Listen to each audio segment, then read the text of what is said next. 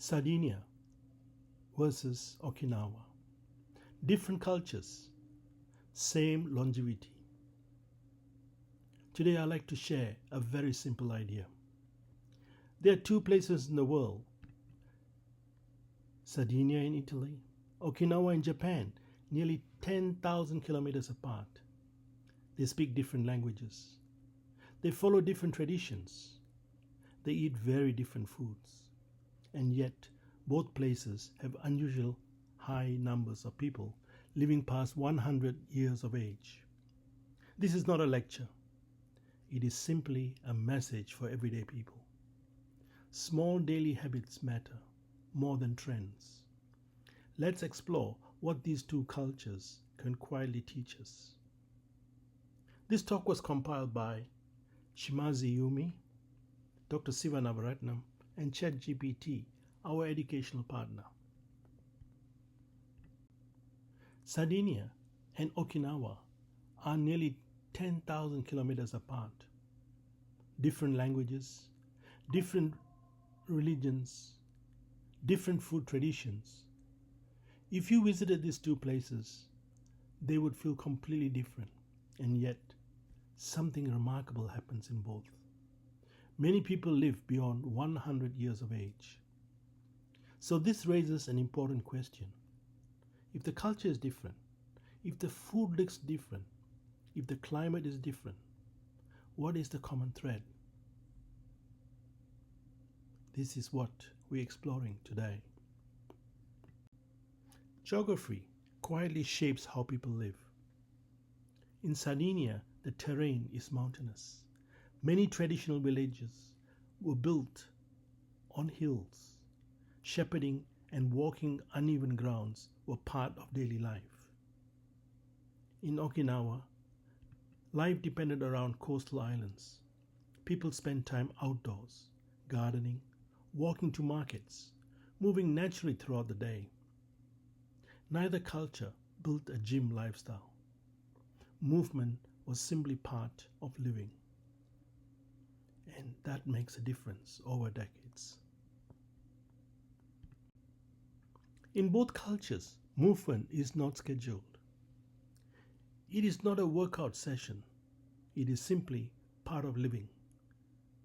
In Sardinia, walking hills and manual work were part of rural life. People moved because life required it. In Okinawa, gardening, walking to markets, frequent squatting were normal daily habits. No gym membership, no fitness trend, just consistent natural movement, repeated over decades. And over time, that matters. Both cultures place great importance on relationships, strong family ties, shared meals, friendships that last decades. People are not isolated. They belong to something larger than themselves. And that matters biologically. Chronic loneliness increases stress hormones. Chronic stress increases inflammation. But connection does the opposite. Lower stress, better health. Longevity is not about food or exercise. It's also about belonging. At first glance, these diets look completely different. In Sardinia, traditional foods include cheese, beans, and olive oil. In Okinawa, people ate sweet potatoes, tofu, and fish. These flavors are different. The ingredients are different. The culture is different, and yet, health outcomes were remarkably similar. This tells us something more important. Longevity is not about copying one specific cuisine. It is about deeper patterns. When we compare these cultures, something else becomes clear. It is not only what they ate, it is what they ate less of. Ultra-processed foods were rare. Sugar drinks were uncommon. Refined sugars were not daily staples. Industrial seed oils were minimal, and constant grazing throughout the day was not typical.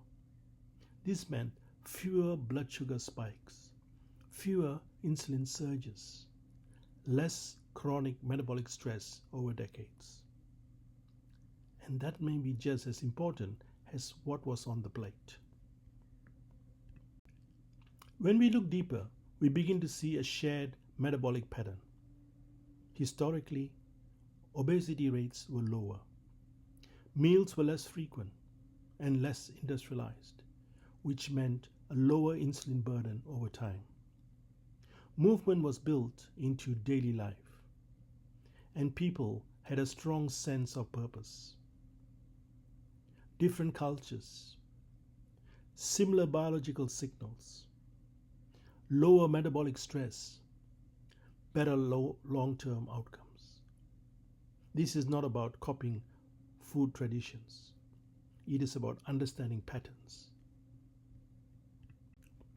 When we look beneath culture and cuisine, we find something deeper, a shared biology, lower levels of chronic inflammation, more stable insulin patterns over time, muscle preserved into older age, and strong social connection, different environments, different traditions.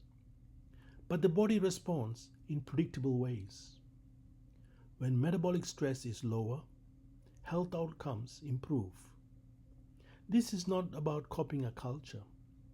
It's about understanding how the human body works.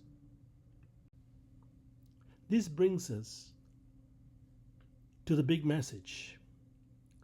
Longevity is not copying a culture. It is not about eating exactly like Sardinia. It is not about eating exactly like Okinawa. It's about patterns, real food, daily movement, strong community, and stable hormones over time. Different cultures, same biology. When we lower metabolic stress, the body responds, and small daily habits, repeated for decades, matter more than trends. That is the lesson. Thank you for watching.